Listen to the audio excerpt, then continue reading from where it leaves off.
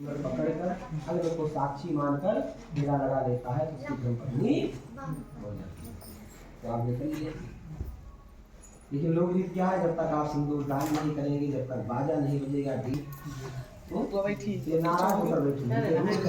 वचन ये कहना चाहती है, वचन इस्लाम में कहूँ ये तो ना राजमान। तो पहले वचन में आपसे कहना क्या चाहती हैं कि सुख दुखान क्रमणा गृहस्थ भवन्तहि भव समास देवाकं कन्याये कविसेवदेत।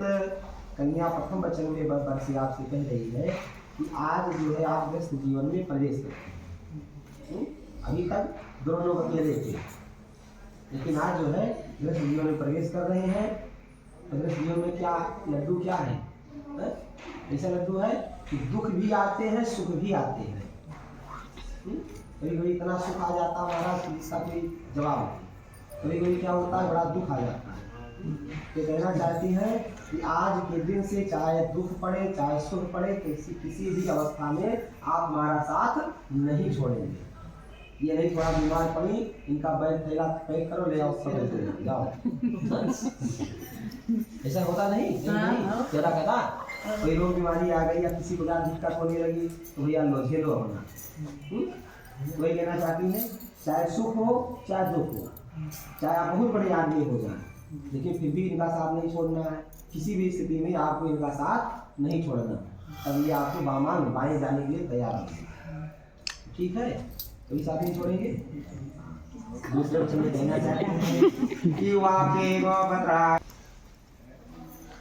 कि आज से आपको पति के रूप में तब स्वीकार करेंगे जब दूसरे वचन पे आप अटल रहेंगे। इनके वचन क्या है कि यदि अगर ये किसी प्रकार का व्रत रह गई है, व्रत उद्यापन कर रही है, कथा श्रवण कर रही है, मंदिरों में जाकर दर्शन करने जाने चाह रही है, मेरे मतलब क्या धर्म कार्य कर रही है, अच्छा कार्य, तो उसमें आपको क्या करना है, सहयोग करना है, किसी प्रकार रोक नहीं करना है। पहला कार्य आता है व्रत। व्रत का मतलब क्या हुआ, माताएं व्रत रहती हैं, और कैसा व्रत रहती हैं, अगर इनका इच्छा हो इनका बस चले तो क्या करती हैं कि इनका बस चले तो 365 दिन व्रत रहती। ठीक ना, इनके स्वभाव में क्या है, इनके स्वभाव में है, पता नहीं है कि आप ये व्रत रखो। ये परमात्मा का दिया हुआ आशीर्वाद है भगवान का। क्या आशीर्वाद है, ये व्रत रहेंगी, दान करेंगी, खूब भाव भजन करेंगी। ठीक, और व्रत किस लिए रहते हैं, अपने सनातन में बहुत प्रकार के वेद पुराण हैं, एक दो नहीं है, अनेकों वेद पुराण है, लेकिन सब वेद पुराण में क्या व्रत है कि करवा चौथ रहे तो पति देवता के लिए, छठी रहे तो सुपुत्र महाराज के लिए, तिलवा रहे तो सुपुत्र महाराज के लिए। कोई भी व्रत रहती है तो किसी भी वेद पुराण में माताओं के लिए कोई व्रत नहीं बनाया गया है। व्रत इसलिए रहती है अपने परिवार के सुख शांति संपदा के लिए वो व्रत रहती है। तो अगर ये किसी प्रकार व्रत रहना चाहती हैं तो आपको उसमें रोक नहीं लगाना है कि काजू कतली खाने के लिए और मेवा मिश्री खाने के लिए व्रत हो, ऐसे लोग कहते रहते हैं।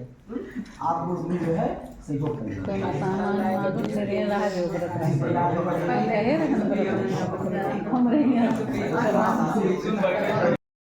तो किसी प्रकार खरीदारी करना होता था तो अपने लिए गए और पसंद किए और पैकिंग कराए चले जाए। ठीक, आज से पहले आपका फर्स्ट नंबर था, आज से आपका सेकंड दूसरा नंबर लग जाएगा। किसी प्रकार खरीदारी करना है तो सर्वप्रथम देवी जी के लिए, तो अभी तक फर्स्ट था अब दूसरे में गए, लेकिन कुछ समय पहले कुछ समय बाद भगवान की कृपा होगी तब आपका तीसरा चौथा पांचवा भी लगेगा।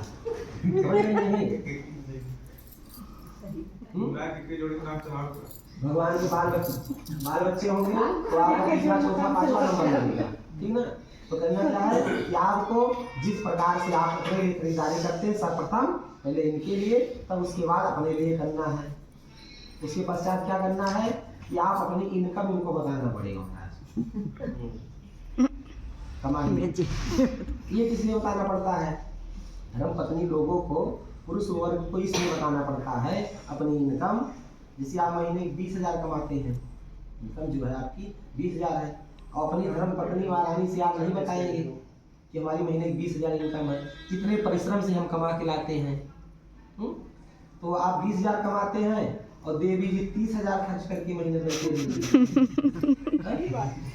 तो क्या होगा कि पति पत्नी में जो है कटाक्ष होगा, गृहस्थ जीवन में जो है लड़ाई झगड़े नाना प्रकार के कष्ट आएंगे।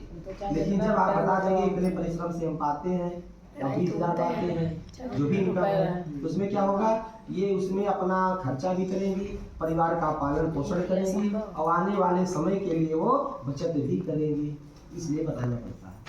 ठीक, चौथे वचन में